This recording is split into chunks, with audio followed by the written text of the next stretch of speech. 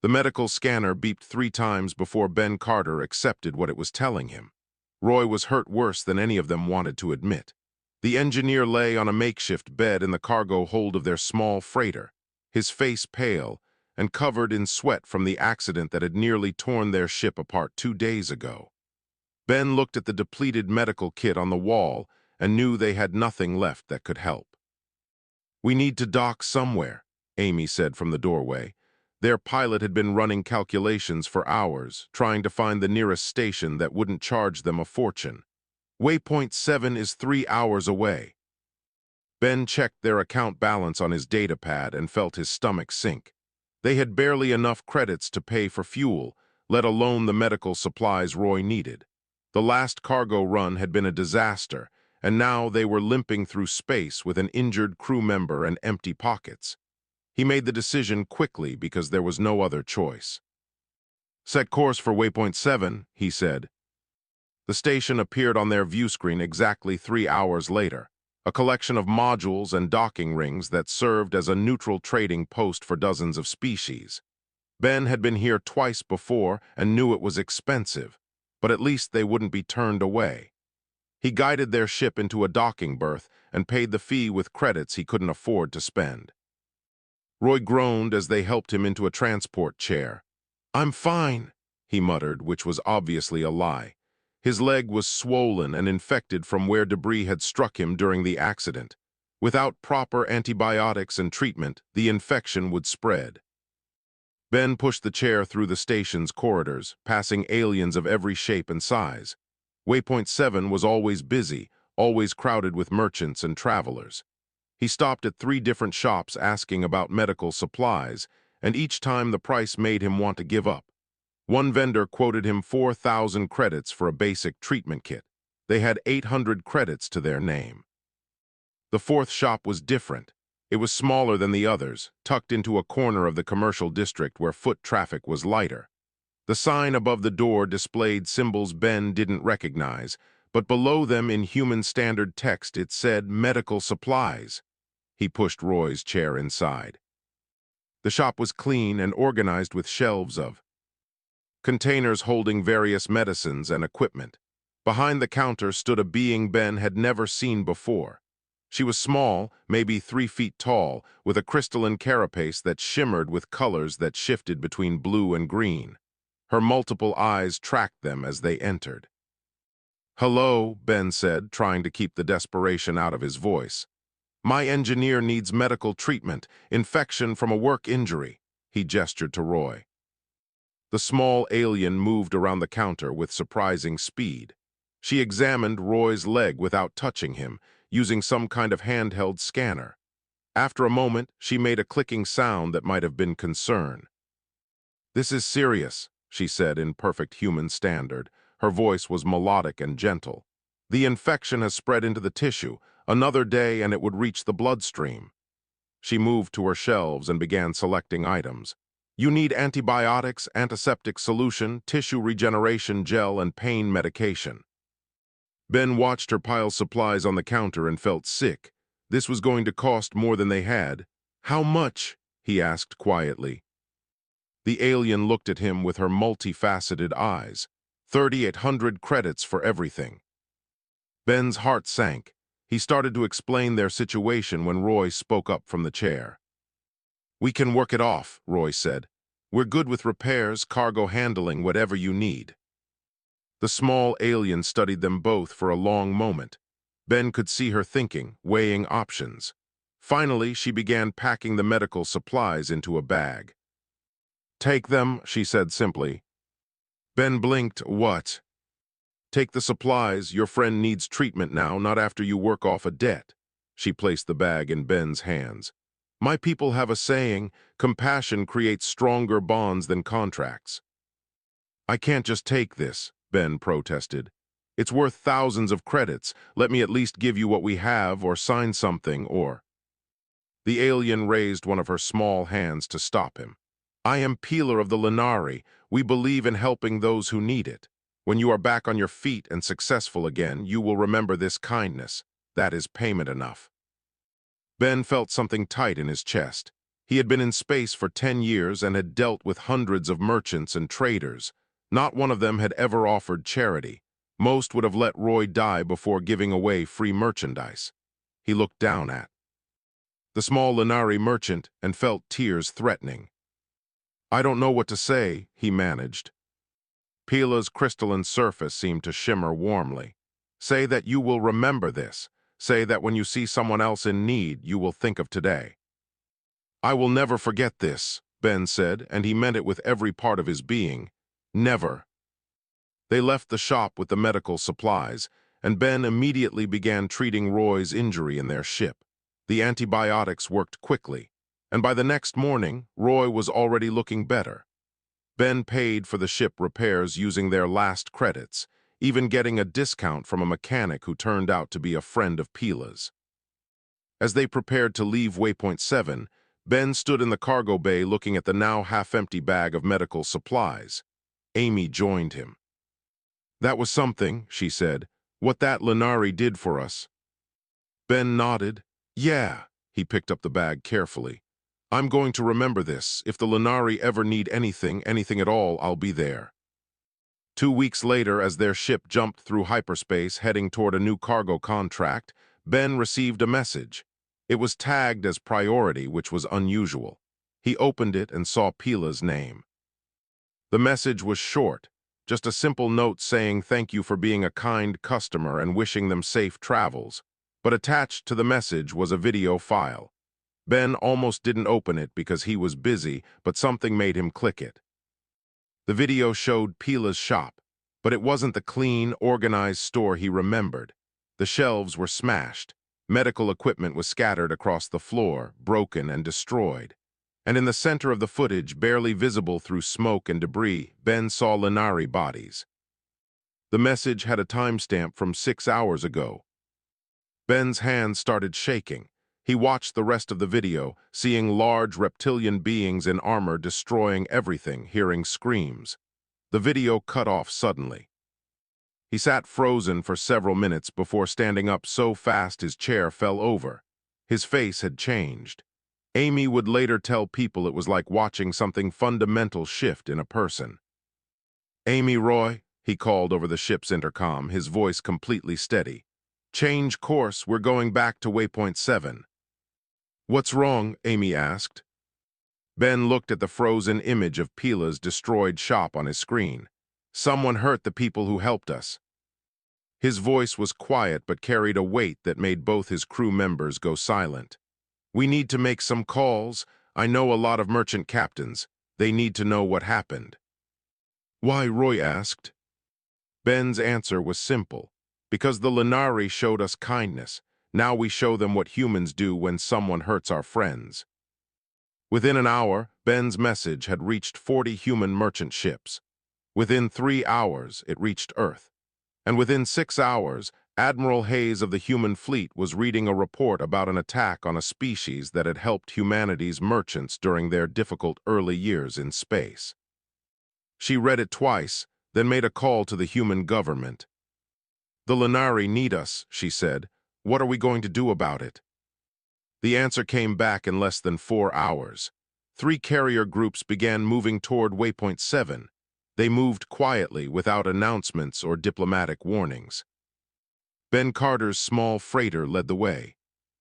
Grath had seen many species beg for mercy in his 15 years with the Krevan Syndicate. The Lenari were no different. They pleaded and offered credits and promised cooperation, but Grath knew fear when he saw it. These insect creatures with their shimmering shells were terrified, which meant the Syndicate's message was getting through. "Burn the rest of the shops," he ordered his soldiers. "Make sure everyone on this station understands who controls Waypoint 7 now." Smoke filled the commercial district as his troops moved through the corridors. The station's security had already been bribed or intimidated into staying in their barracks. The other merchants had locked their doors and hidden. Only the Lenari had tried to resist, and now they were learning the cost of defiance. Grath stood in what remained of Pila's medical shop, crushing broken containers under his boot. The small Lenari merchant was unconscious in the station's medical bay, barely alive after his soldiers had made an example of her. He felt nothing about it. This was business. His second-in-command approached. "Commander, we've secured all 3 Lenari businesses. The other merchants are offering to pay the protection fees." "Good," Grath said. "Triple the usual rates. They waited too long. That has a cost." Waypoint 7 had been neutral territory for decades, which made it perfect for the Syndicate's expansion. With control of this station, they could tax every ship that passed through this sector. Within a year, the profits would be enormous. Everything was going according to plan. That changed 2 days later, when Grath's sensor officer reported something unusual. "Commander, we're detecting multiple ships approaching the system." The young Kreven checked his screens again. "Large vessels, military configuration." Grath moved to the sensor station. "Whose ships?" "Human," the officer looked confused. 47 warships, 3 carrier groups." Grath laughed. He had heard of humans but never dealt with them directly. They were a new species, barely 40 years in space. They're probably just passing through. Humans avoid conflict. Everyone knows that. But the human fleet didn't pass through. They established a perimeter around Waypoint 7 and stopped. Then Grath's communication panel lit up with an incoming transmission. He accepted it, expecting negotiation or perhaps a diplomatic inquiry. Instead, a human woman in military uniform appeared on his screen. Her face was hard and her eyes were cold. "You have harmed the Lenari," she said without preamble. "The Lenari showed humanity kindness when we needed it most. You will leave this station immediately and surrender yourselves for trial. You have 2 hours to comply." Grath stared at the screen in disbelief. Then he started laughing. "Do you know who you're threatening? The Kreven Syndicate controls 17 sectors. We have fleets that would crush your pathetic species." He leaned forward. "Go home, human. This doesn't concern you." The woman's expression didn't change. 2 hours, the transmission ended. Grath called his military advisor, an older Kreven with combat experience. "Tell me about human military capabilities."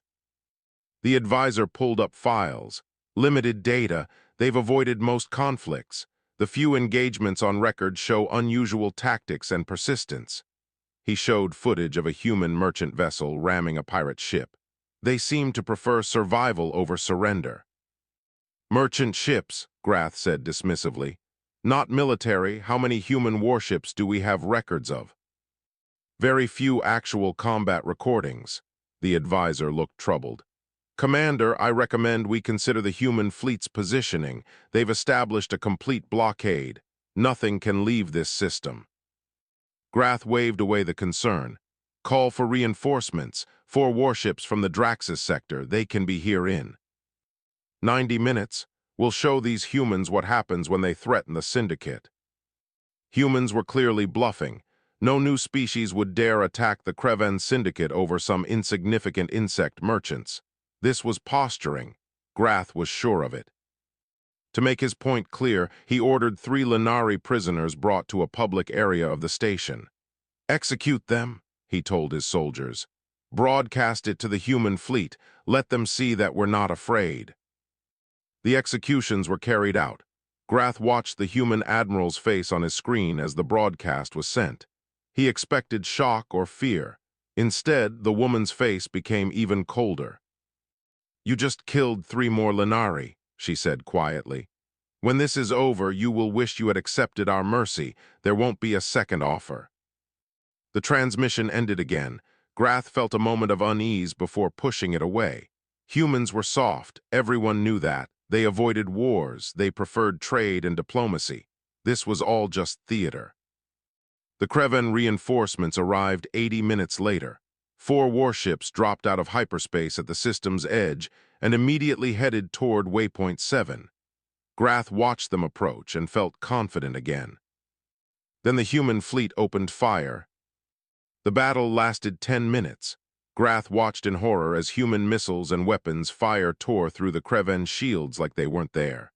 The 4 reinforcement ships tried to fight back, but human vessels moved with coordination that seemed impossible.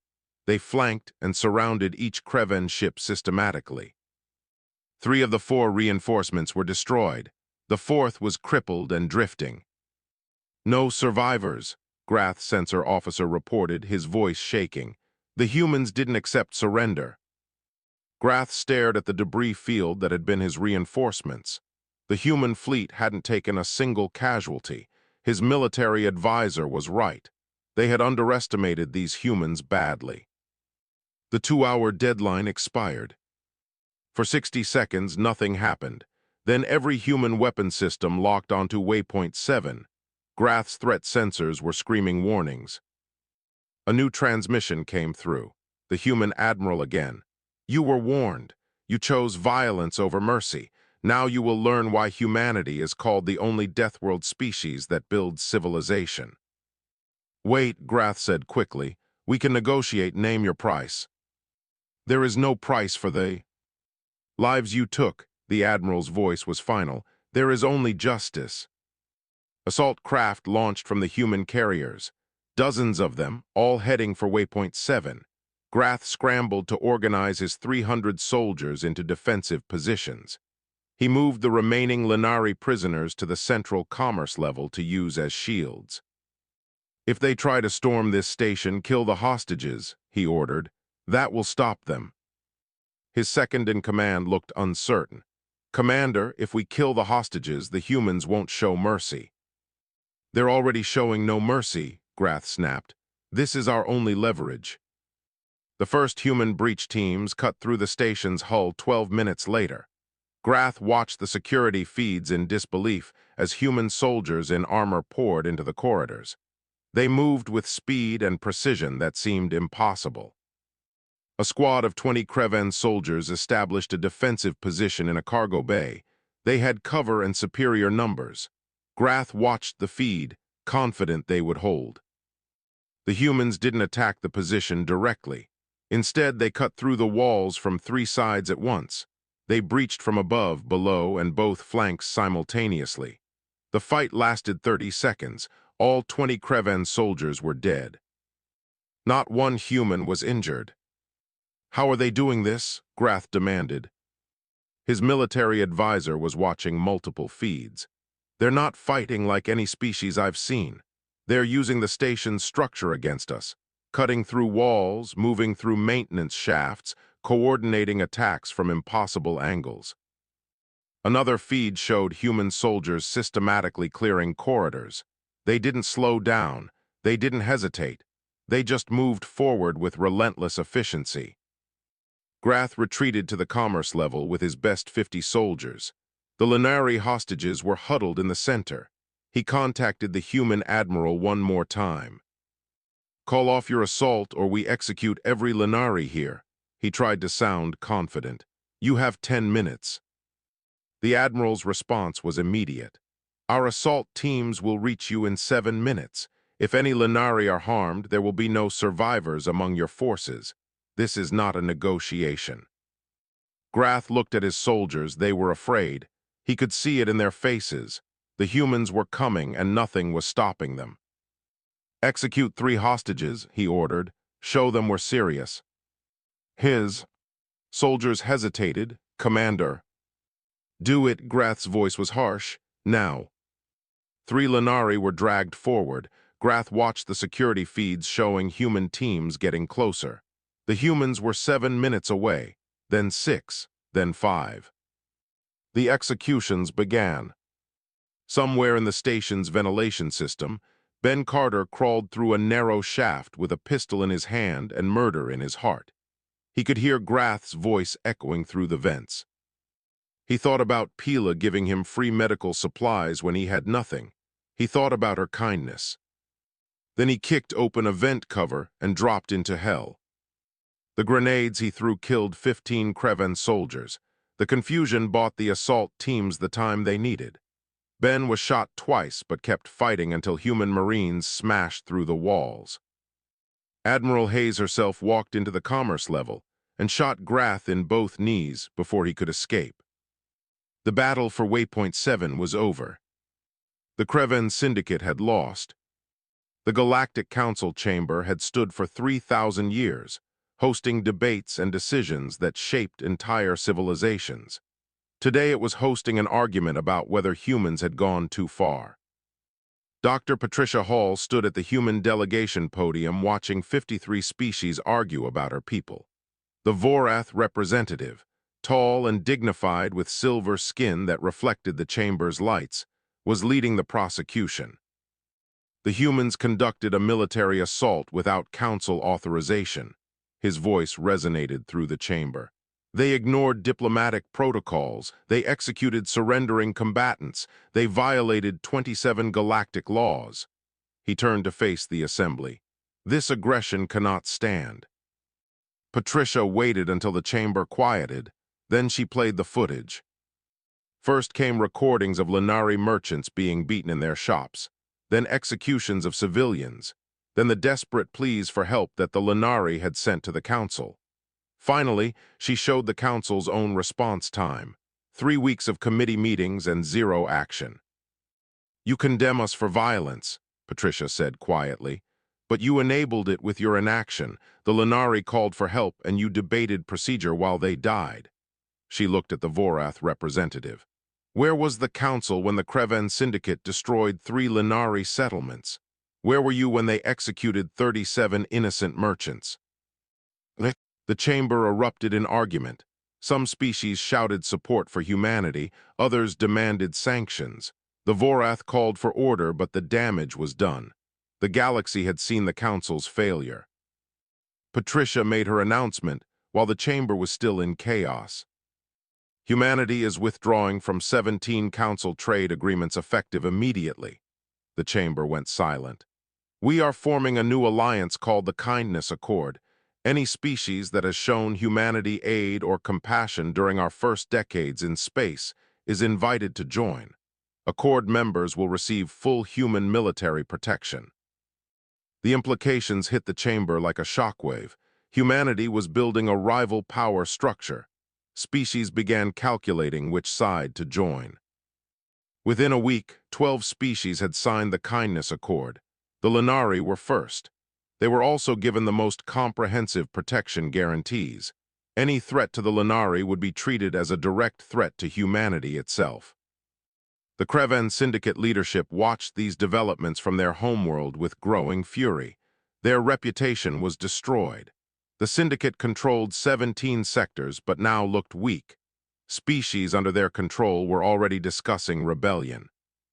Surax, the Syndicate's supreme commander, was 300 years old and had built his empire through ruthless calculation. He understood that if the Syndicate didn't respond to the humiliation at Waypoint 7, everything would fall apart. We strike at the Lenari homeworld, he announced to his war council. Not at human positions, not at human ships.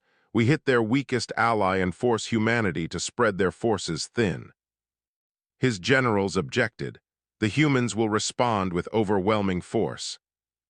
Let them, Surax said coldly. We'll bombard the Lenari world from orbit and jump away before the human fleet arrives. The humans will be too late to save their precious allies. That will show the galaxy that human protection is meaningless. The plan was approved. 47 Kreven warships began assembling in secret. It was the largest battle fleet the Syndicate had ever created. A low-level Kreven officer named Torin watched the fleet preparation with growing horror. He had joined the Syndicate to protect his family, not to murder civilians. When he learned the fleet's target was a defenseless homeworld, he made a decision that would cost him everything. He sent an encrypted message to the human embassy, then he ran. Admiral Hayes received the intelligence 4 hours later. She read the report 3 times to make sure she understood. The Kreven Syndicate was planning to destroy the Lenari homeworld in 5 days. Her response was immediate.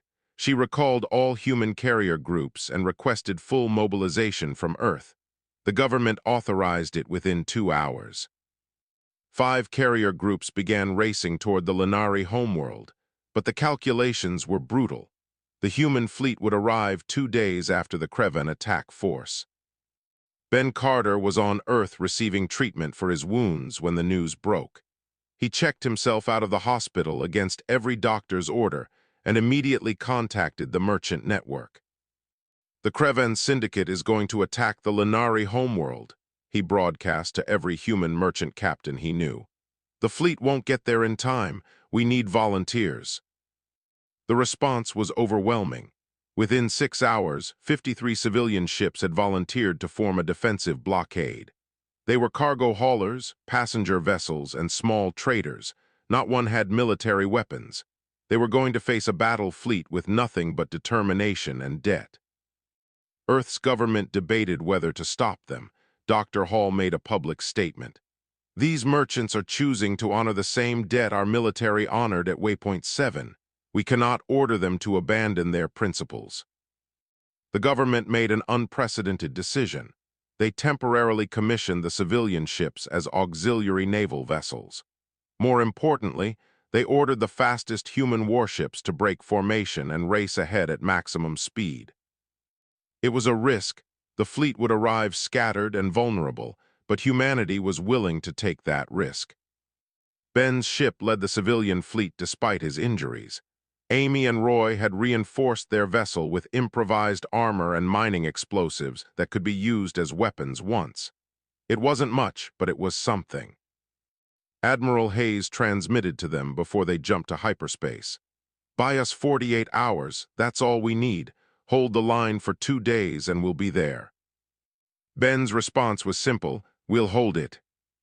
The civilian fleet jumped to the Lenari homeworld and arrived with 24 hours to spare.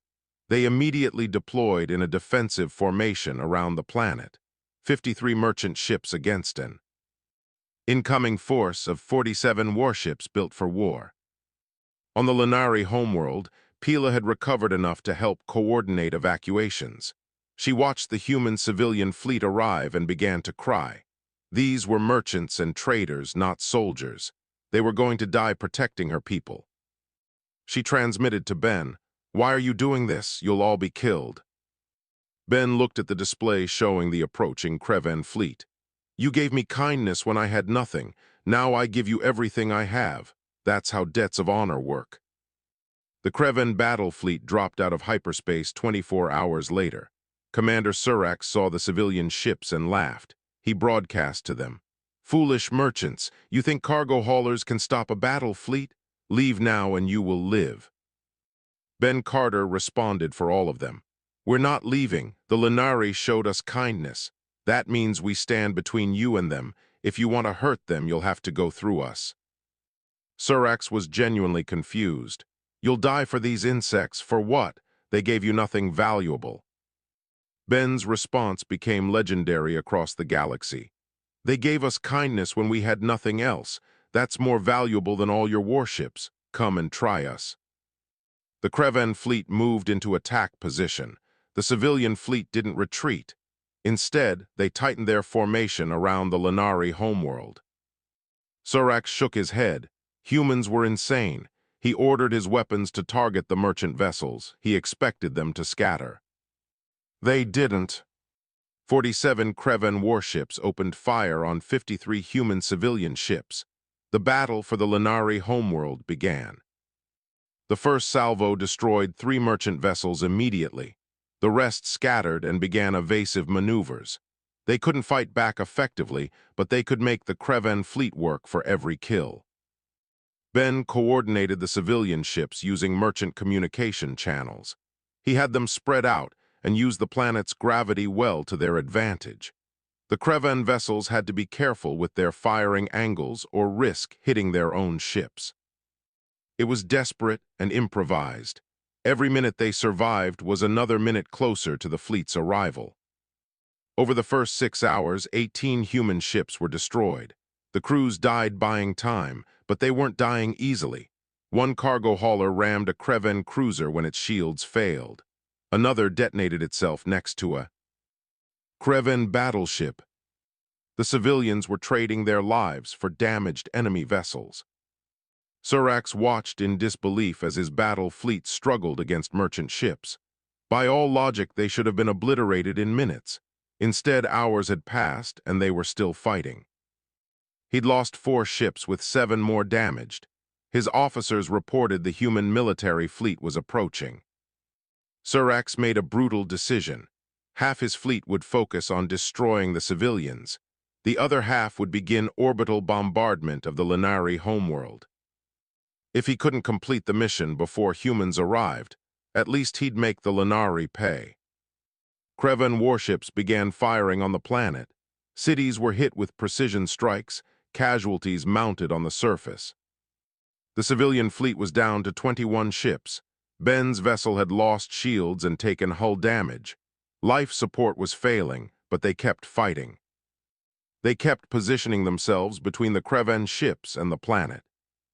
14 hours into the battle, sensors detected the vanguard of the human fleet. 6 destroyers and 3 cruisers dropped out of hyperspace and immediately engaged the Krevan fleet at maximum range. The effect was devastating. Human warships tore into the Krevan fleet with fury. Admiral Hayes broadcast to all ships, "All vessels, weapons free, show them what happens when they target our friends." The battle turned into a massacre. Within 30 minutes, 12 Krevan ships were destroyed. Surax tried to retreat, but human ships blocked every escape vector. His flagship was boarded. Marines brought him before Admiral Hayes in chains. "Why," he asked, "why sacrifice so much for the Lenari?" Hayes answered simply, "Because they showed us kindness, we protect rare and precious things." The battle ended. 9 civilian ships survived. Ben Carter's was one of them, barely. The galaxy had learned a new rule: humanity never forgets a kindness. And their retaliation can break worlds. 5 years after Waypoint 7, the galaxy had changed in ways no one predicted. The Kindness Accord had grown from 12 species to 47. Trade routes were safer. Wars were less common. And everyone knew that humanity would intervene to protect its allies. Ben Carter sat in a classroom on the Lenari homeworld teaching young Lenari about human culture. He had retired from merchant shipping 3 years ago and opened a cultural exchange. Center, Pila worked with him, translating and helping bridge the gap between 2 very different species. The center was busy today. 20 Lenari youngsters sat on cushions designed for their small frames, watching Ben with curious, multifaceted eyes. He was showing them pictures of Earth. "This is where I was born," he said, pointing to a coastal city. "By the ocean, the water is salty and blue." A young Lenari raised her hand. "Is it true that humans evolved on a death world?" Ben smiled. He got this question a lot. "Earth has dangerous predators and harsh weather, but it's also beautiful. The danger taught us to work together, to protect each other." Another youngster spoke up. "Is it true you went to war for us because of a debt?" The room went quiet. The older Lenari in the back, including Pila, watched Ben carefully. This was always a sensitive topic. "Yes," Ben said simply. "Your people showed us kindness when we were struggling. When you were threatened, we remembered. That's what friends do." "But many humans died," the young Lenari said. "Was it worth it?" Ben thought about the 44 civilian ships destroyed during the defense of their homeworld. He thought about the Marines who died at Waypoint 7. Then he looked at the classroom full of Lenari children who were alive because of those sacrifices. "Yes," he said, "it was worth everything." The class ended, and the youngsters filed out. Pila approached Ben with 2 cups of a warm Lenari beverage that tasted vaguely like cinnamon. "You handle their questions well," she said. Ben accepted the cup. "They deserve honest answers." He looked out the window at the city beyond. Human and Lenari worked side by side in the streets, rebuilding what the Krevan bombardment had damaged. "How many more refugees arrived today?" 37, Pila said. "From the former Krevan territories, they heard the Lenari are under human protection. They want safety." The collapse of the Krevan syndicate had created a power vacuum. 17 sectors had fractured into dozens of smaller states. Some were stable, most were not. Refugees fled to Kindness Accord worlds seeking protection. "We'll make room," Ben said. It was the standard human response. The Accord protected those who needed it. His communicator chimed. It was Amy calling from orbit where she now commanded a human defense station. "Ben, you need to see this. We're detecting unusual ship." movements in the outer reach sectors. Ben excused himself and went to his office. He activated the secure communication channel. Amy's face appeared on the screen looking worried. "What's happening?" Ben asked. "Remember the Vorath, the species that tried to sanction us after Waypoint 7? Amy pulled up a star map. "They're assembling a fleet, 32 warships. They're claiming it's for anti-piracy operations, but the formation is wrong for that." Ben studied the map. "Where are they positioning?" 3 jumps from the Lenari homeworld. Amy's concern was clear. "Ben, this looks like an attack formation." Ben felt ice in his stomach. The Vorath had been vocal opponents of the Kindness Accord. They represented old galactic power structures that humanity had disrupted, but he hadn't expected them to actually attack. "Have you reported this to Admiral Hayes?" he asked. "She's already moving fleet assets." Amy zoomed in on the map. "But there's more. The Vorath have allies. 6 other species are contributing ships. They're calling themselves the Galactic Stability Coalition. They claim the Kindness Accord is destabilizing traditional power structures." Ben stood and began pacing. "How long until they're in position to strike?" 4 days, maybe 5. Amy's face was grim. "Ben, they have over 60 warships. That's 3 times what the Kreven Syndicate sent. The human fleet can respond, but not in time to prevent an initial attack." Ben thought quickly. "We need to evacuate the Lenari homeworld." "Admiral Hayes suggested that." Amy nodded. "But where would they go? This is their homeworld, their culture is here, their history." Ben stopped pacing. He remembered standing in Pila's shop 5 years ago, desperate and broke. He remembered her giving him medical supplies without asking for payment. He remembered her words, "Compassion creates stronger bonds than contracts." "No evacuation," he said suddenly. "Get me a direct channel to Admiral Hayes." 10 minutes later, Ben was speaking to the Admiral via secure transmission. She looked tired. Command was taking its toll. "The Vorath are testing us," Hayes said. "They want to see if we'll actually fight for the Lenari again. If we back down, the Kindness Accord falls apart." "We're not backing down," Ben said firmly. "But we need a different approach. The Vorath aren't the Kreven Syndicate. They're not criminals. They're an established galactic power. If we destroy their fleet, we'll start a war that could consume half the galaxy." Hayes leaned back in her chair. "What are you suggesting?" "Talk to them first." Ben pulled up data on his screen. "The Vorath are motivated by stability. They think the Kindness Accord threatens their influence. What if we prove them wrong?" "How?" Ben smiled. "By showing them what the Accord actually does. Let me arrange a meeting, face to face, on the Lenari homeworld. Let them see what we've built here." Hayes was skeptical. "They won't come, why would they?" "Because humans asking for a meeting is unusual enough to make them curious." Ben's confidence grew. "And because if they refuse, it makes them look like aggressors. Public opinion will turn against them." Hayes thought about it. "If I authorize this meeting and they attack during it, a lot of people will die. If we don't try diplomacy first, a lot more people will die in the war that follows." Ben met her eyes through the screen. "Admiral, 5 years ago we went to war to repay a debt of kindness. Now let's try solving a conflict with the same principle that started all this: compassion." Hayes was quiet for a long moment. Then she nodded. "Set up the meeting, but Ben, if this goes wrong." "It won't," Ben interrupted. "Trust me, the Lenari taught me that kindness is stronger than weapons. Let's prove it." 3 days later, a Vorath diplomatic vessel approached the Lenari homeworld under a flag of truce. 5 Vorath leaders emerged from their ship: politicians, military commanders, and cultural representatives. Ben and Pila met them at the spaceport. The Vorath towered over both of them, their silver skin reflecting the sun. The lead representative, a female named Solara, looked at the small Lenari and the human with barely concealed contempt. "This meeting is pointless," she said. "The Kindness Accord threatens galactic stability. It must be dissolved." "Let me show you something first," Ben said calmly. "Then if you still want war, at least you'll understand what you're fighting for." He led them into the city. The Vorath followed, their military escorts scanning for threats, but what they saw confused them. The city was bustling. Linari and humans worked together. But there were others too. Minari traders, Torvani engineers, representatives of a dozen species, all members of the Kindness Accord, all working together.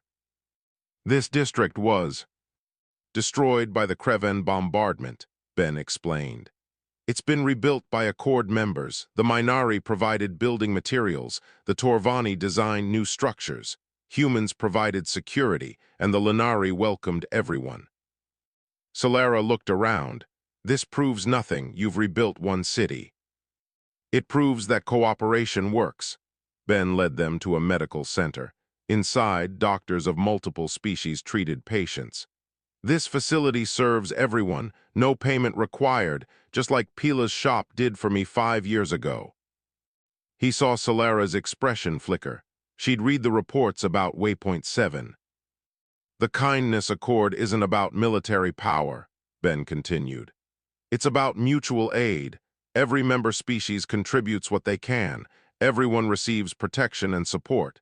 It's not a threat to stability. It's an alternative to the old system where the powerful exploit the weak. One of the Vorath military commanders spoke up. Pretty words, but you went to war. You destroyed an entire syndicate. That's not cooperation, that's conquest. Pila stepped forward. She was tiny compared to the Vorath, but her voice was steady.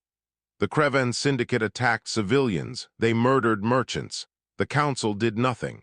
Humanity responded because they understood something your people have forgotten. Protecting the weak makes everyone stronger. Solara looked down at the small Linari. You're naive. The galaxy runs on power, always has, always will. Then why are you here? Ben asked quietly. You have 60 warships. You could attack right now, but you came to talk. Why? Solara had no answer. Ben pressed his point. You came because attacking a humanitarian alliance looks bad. You came because other species are watching. You came because deep down you know that destroying the Kindness Accord would make you the villains. He gestured to the city around them. This is what we're building, a galaxy where kindness matters, where protecting others is valued, where debt and honor mean something. And if we attack anyway? The Vorath military commander asked. Ben's expression hardened. Then humanity will respond the same way we did at Waypoint 7, with everything we have. And the Vorath will learn what the Kreven Syndicate learned. We never forget a kindness, and we never forgive those who threaten our friends. The meeting lasted 4 more hours. The Vorath asked questions, they toured facilities, they met refugees who had fled to Linari space seeking safety. Finally, as the sun set, Solara made her decision. The Galactic Stability Coalition will withdraw. Her voice was formal. But we will be watching. We welcome observers, Ben said. Come see what we're building. Maybe you'll want to join eventually. Solara didn't respond to that. But as she boarded her ship, she looked back at the city one more time. That night, Ben and Pila sat on the roof of their cultural center watching the stars. You did it, Pila said. You stopped a war with words. Ben shook his head. I just showed them what you taught me. Kindness is powerful, more powerful than fear. Where did you learn that? Pila asked, though she knew the answer. Ben smiled. From a small Linari merchant who gave medical supplies to a desperate stranger. He looked at the city. You started all this, everything we've built. It began in your shop 5 years ago. Pila's crystalline surface shimmered in the starlight. Then I'm glad I was kind that day. So is the galaxy, Ben said. So is the galaxy. 20 years passed faster than anyone expected. The Kindness Accord had grown from 47 species to over 100. The galaxy was fundamentally different, not perfect, but better.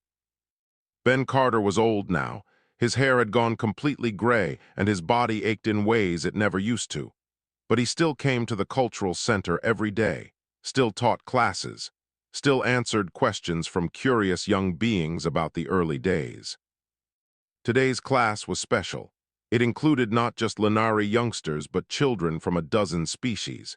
Human kids sat next to Torvani hatchlings. Minari young ones shared space with small Vorath who were barely knee-high. The next generation was growing up together. "Tell us about the war," a human child asked. His name was David, and he was 8 years old. Ben smiled. "Which one?" "The one where you saved the Lenari." David looked at the Lenari children sitting near him. "My dad says it changed everything." Ben looked around the room. So many different faces. So many species that would have been enemies or strangers 20 years ago. Now they were classmates and friends. "It wasn't just me," Ben began. "And it wasn't just one war, it was a series of choices. First, a Lenari merchant chose to show kindness to a struggling human. Then humans chose to repay that kindness. Then other species chose to join. Us," he paused. "Every choice built on the previous one, that's how you change a galaxy." A Lenari youngling raised her crystalline hand. "My grandmother says you're a hero." "I'm not a hero," Ben said firmly. "I just remembered kindness and decided it mattered more than safety. The real heroes were the people who died holding the line. The civilian ships that faced a battle fleet with nothing but courage. The Marines who stormed Waypoint 7, they're the heroes." Pila entered the classroom carrying refreshments. She was old too now, her crystalline surface showing the cracks and wear of age. But she still moved with purpose, still managed the center with Ben. "Story time is over," she announced. "Time for refreshments and then the cultural exchange activity." The children groaned good-naturedly but obeyed. They filed out talking among themselves. Ben heard a human child explaining something to a Lenari youngster, heard them laugh together. "That never gets old," he said to Pila. "No," she agreed. "It doesn't." She sat beside him. "I received a message from Admiral Hayes. She's retiring next month. They're asking if you'll speak at the ceremony." Ben nodded. Of course, she held the line as much as any of us. They sat in comfortable silence. Outside, the city continued its daily rhythm. Human defense stations orbited overhead. They'd been there for 20 years, would be there for 20 more, because humanity never forgot its promises. "Do you ever regret it?" Pila asked suddenly. "Regret what?" "All of this," she gestured vaguely. "The wars, the sacrifices, you could have just taken the medical supplies and left, never looked back, had a quiet life." Ben thought about it seriously. "I could have, but then I wouldn't have lived a meaningful life." He looked at her. "You gave me kindness when I needed it most. Everything that happened after that was just me trying to be worthy of that gift." "It was just medical supplies," Pila said softly. "It was everything," Ben corrected. "It was proof that in a cold galaxy compassion still existed, that strangers could help each other without expecting anything in return. That's worth fighting for, worth dying for," he smiled. "Worth building a new civilization for." His communicator chimed. Amy's face appeared. She was Admiral now, commanding humanity's defense forces in 3 sectors. "Ben thought you'd want to know. The Vorath just formally applied to join the Kindness Accord." Ben sat up straighter. "Really? After 20 years of watching from the sidelines?" Amy grinned. "Solara herself submitted the application. Apparently their younger generation has been pushing for it. They grew up hearing about the Accord and want to be part of it." "Times change," Ben said. "People change," Amy corrected. "The galaxy learns, slowly, but it learns." She paused. "Also, we've started construction on the memorial station. It'll be ready for the anniversary next year." After Amy signed off, Pila asked what memorial she meant. "A space station at Waypoint 7, Ben explained. "To honor everyone who died there and during the Lenari homeworld defense. It'll serve as a diplomatic hub for the Kindness Accord, a reminder of why we fight." "Good," Pila said. "People should remember." The afternoon passed. Ben taught another class, this one about human art and music. He watched the children of different species work together on a project. Saw them share ideas, saw them help each other. This was what they'd fought for, not territory or resources, not power or influence, just this, the next generation learning to see each other as equals. That evening, Ben and Pila walked through the city. They passed the rebuilt medical district where Pila's original shop had stood. A new shop occupied the space now, run by Pila's granddaughter. The sign above the door read, "No human pays for medical supplies here, ever." "She kept your tradition," Ben observed. "It's not my tradition anymore," Pila said. "It's our tradition, the whole Accord operates on it. Give to those in need. Remember kindness, protect the weak." She looked at Ben. "You taught the galaxy that." "I taught them what you taught me," Ben said. They continued walking until they reached a park. A memorial stood there. 44 pillars representing the civilian ships lost defending the Lenari homeworld. Each pillar was inscribed with the names of crew members who died.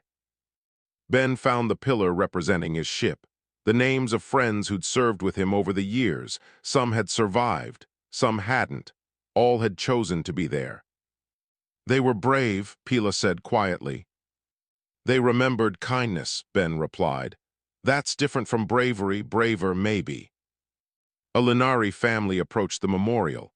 Parents with 3 younglings, they laid flowers at the base of one pillar. The father noticed Ben and approached. "Are you Ben Carter?" he asked. Ben nodded. "My father died on one of the defense ships." The Lenari gestured to his children. "I want my younglings to know what humans did for us. Would you tell them?" Ben knelt down so he was at eye level with the small Lenari children. They looked at him with wide, curious eyes. "Your grandfather and many others chose to protect people they barely knew," Ben said gently. "They chose to remember that the Lenari had shown humans kindness. That kindness created a bond stronger than fear or self-interest. Your grandfather honored that bond with his life." He touched the youngest child's shoulder carefully. "That's what heroes do. They choose others over themselves." The children listened solemnly. Their father thanked Ben and they moved on. Pila watched them go. "How many times have you had that conversation?" "Hundreds," Ben said. "Maybe thousands, and I'll have it thousands more if needed. Every person who died deserves to be remembered, their sacrifice explained, their choice honored." They walked back toward the cultural center as the sun set. The city lights began turning on. Human and Lenari architecture blended together, symbols of 2 civilizations that had found common ground. "We're old," Pila observed. "Yes," Ben agreed. "The center will need new leadership soon." "Already trained?" Ben smiled. "Amy's daughter and your granddaughter, they'll run it together, continue what we started." "Good." Pila's crystalline surface caught the fading sunlight. "I want this to last, want it to outlive us." "It will," Ben assured her. "The Kindness Accord isn't built on one person or one species. It's built on a principle. As long as beings remember that compassion matters, that protecting others is worthwhile, that kindness creates bonds stronger than any treaty, it'll survive." They reached the cultural center. Inside, the evening activities were starting. A mixed-species choir practicing. A human teaching Lenari children about Earth's history. A Lenari teaching human children about crystalline growth patterns. "This is what we fought for," Ben said. "Not the battles or the victories, this, people learning to care about each other." Pila took his hand. It was an old gesture between them now, familiar and comfortable. "Thank you," she said, "for remembering that day in my shop, for making it mean something." Ben squeezed her hand gently. "Thank you for teaching me that kindness is the most powerful force in the galaxy." They stood together watching the center's activities. 2 old friends who had accidentally changed the galaxy by simply caring about each other. Above them, human defense stations kept their eternal vigil. The human fleet remained on station, just as it had for 20 years, just as it would for centuries to come. Because humanity never forgot a kindness, and their gratitude could reshape worlds. Somewhere in the galaxy, a young species was making first contact with the Kindness Accord. They were nervous and uncertain. The human ambassador greeting them was patient and welcoming. "Welcome to the Accord," the ambassador said. "We have one simple rule here: show compassion, everything else follows from that." The young species asked how humanity had built such a powerful alliance. The ambassador smiled. It started with a small act of kindness between strangers. Everything grew from there. She gestured to the stars.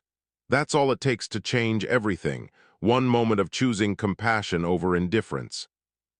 Back on the Lunari homeworld, Ben Carter was closing up the cultural center for the night. The children had gone home. The activities were finished. He took one last look around at what they'd built. Tomorrow he'd be back, teaching more classes, answering more questions, honoring more memories. Because this was his purpose, his life's work, repaying an infinite debt of kindness one day at a time. And he wouldn't have it any other way. The lights went dark. Ben and Pila walked home together under stars that watched over a galaxy that had learned the most important lesson of all. Kindness is not weakness. Compassion is not surrender. And protecting those who show you kindness is the highest honor. Humanity had taught the galaxy that truth. And the galaxy would never forget.